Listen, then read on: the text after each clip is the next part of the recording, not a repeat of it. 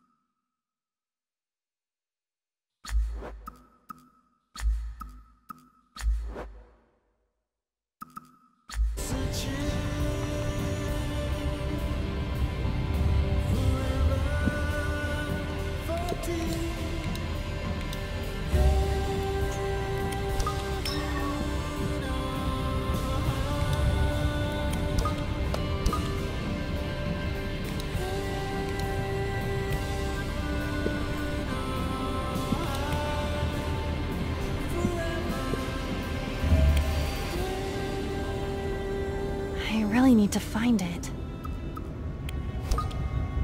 This blanket is heavy. Really heavy. What's in it? That's no concern of yours, sir. Why so specific about the tag then? One blanket is like all the others. Why did you need a specific number? I cannot answer that, sir. You can't? Just who are you? A flight attendant on AG Flight 117 to Boston. And who may you be? A passenger on AG Flight 117 to Boston. Huh. You remember what I first called you? Stowaway, right? I hope, for your sake, that isn't the case, Mr. Passenger.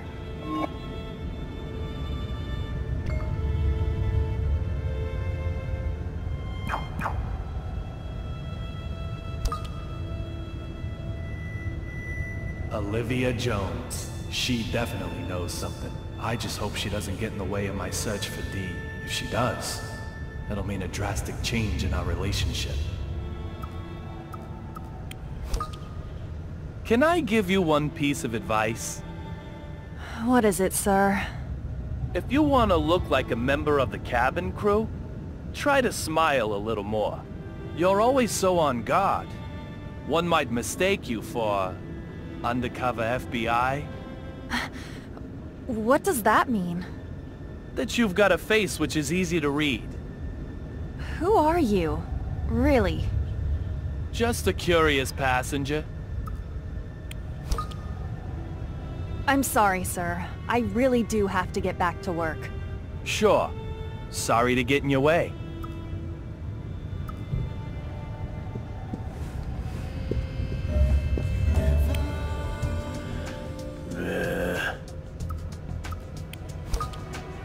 I've got someone here who wants to talk to you.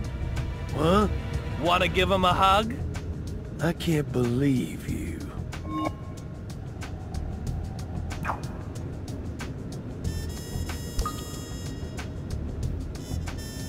Ready to hear me out now? Maybe if I was 5. Childish tricks. You're looking at the first president of the United States. File on you was right on the money. What did you say? Former number 2 in the BPD drug control unit. Lost your wife in a real blood-related case 2 years ago. Quit the force as a result.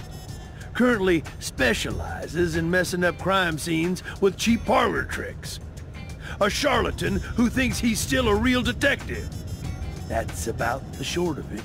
I'm no charlatan. Prove it then. Okay. I'll guess the NHL scores from tonight's game if you like. Interesting. Then how about this? Bring me a copy of today's Boston Herald. Today's edition should be going out on the newsstands right about now.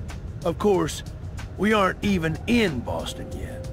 Oh, and we're on a plane as well. Now run along and leave me alone. A change of tactic, is it? Seemingly impossible, perhaps. But not for me, Marshal. After all, this whole place is just the past for me. The past to which I can come back whenever I want. What happens if your witness is abducted before arriving at the airport? Are you soft in the head, son? How's anyone gonna take him from an aircraft mid-flight? I don't know. That's why I'm asking. How would you do it? I wouldn't. Too much hassle. If you just want to shut someone up, all it takes is a bullet. Why are you investigating real blood? That's my job. Nothing more, nothing less than that. It looks like a lot more to me. Whatever it looks like, it's nothing to do with you.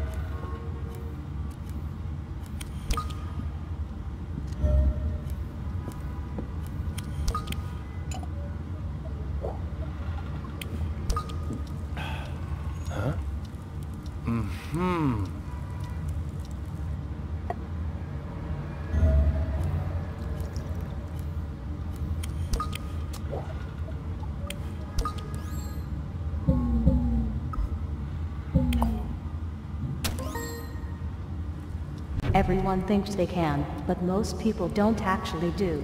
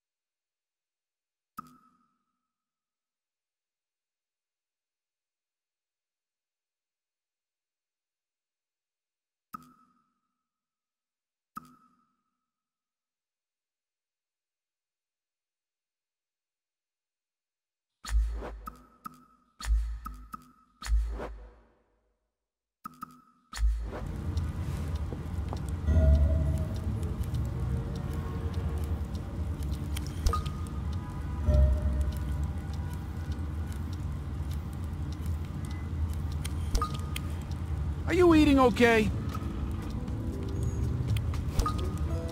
You got any more details on the circumstances of the vanishing? An aircraft bound for Boston was suddenly struck by lightning. It shook violently, throwing the inside into chaos. And after the courier tussled with the marshal and flight crew... He suddenly vanished? That's about the size of it. Any chance he just jumped from the plane? Well, it can't be completely ruled out. I mean, but if he did, there's no sign of his having done so. All flight paths have been checked between Boston and D.C. But we found no witnesses and not a trace of the courier. Unless he was just spirited away. I mean, there's no way we'd find nothing after 48 hours. I tell you, it's insane. It's been 2 days since the lightning strike. So where's all the info? People died during this one, including a John Doe. Just the kind of incident that airlines tend to keep mum. There's no info to sort through, because we're getting no info at all. They're more interested in blame than they are human life. Yeah, not to mention all the money. Could the John Doe be the courier? Nope. You're positive? Yep. The DNA samples don't match. We took some when he was arrested. Fair enough. About this memento, you're sure it's okay to bring it to me? Yeah, it was on the disposal list. Doesn't look like any family's coming for his stuff. His name was Derek Buchanan. So his name starts with a D, too.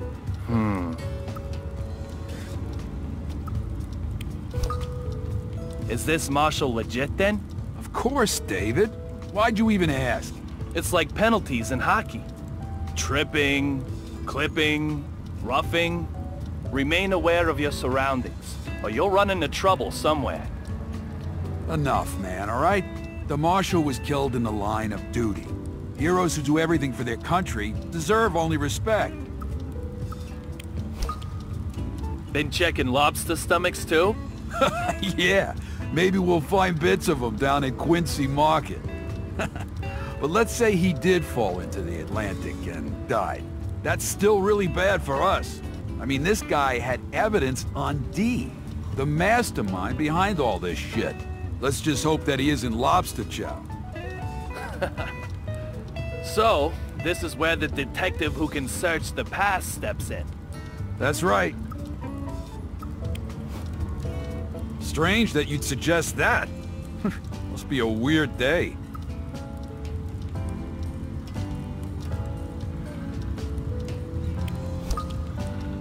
Enough beating around the bush.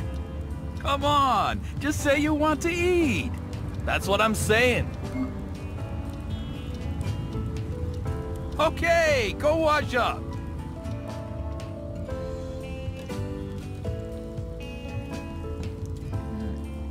We found a floater in the Mystic River.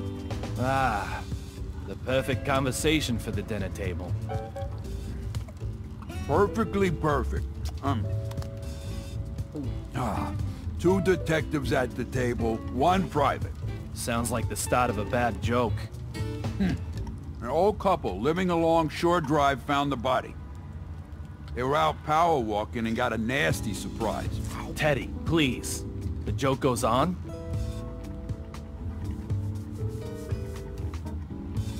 Humor me, you sourpuss.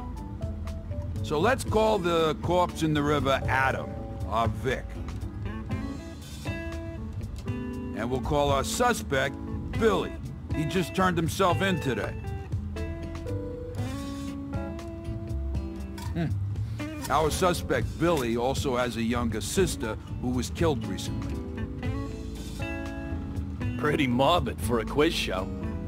She's our second Vic, then, okay? Carol. The investigation revealed that, apparently, Billy learned Adam had killed Carol, and so killed him in revenge. Then tossed his body in the river. But something just doesn't quite add up. Carol's body was fished out of the river too? Yep, that's right. Suspect Billy says he wanted to give him the same treatment as he gave his sis. Maybe Billy killed them both. Although that doesn't add up either, does it? There's no reason he would confess to just killing Adam in that case. That's where I got stumped too. Adam and Carol were probably lovers. Billy, responsible for his sister, was against the relationship. So he tossed them both in the Mystic River. Were they wearing matching rings? Any jewelry?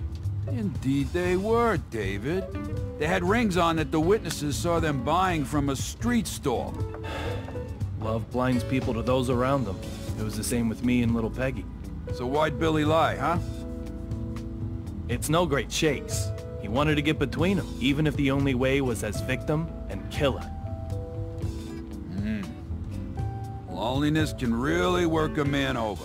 I'll let the boys in Homicide know tomorrow. And I'll put this one on your tab, Teddy.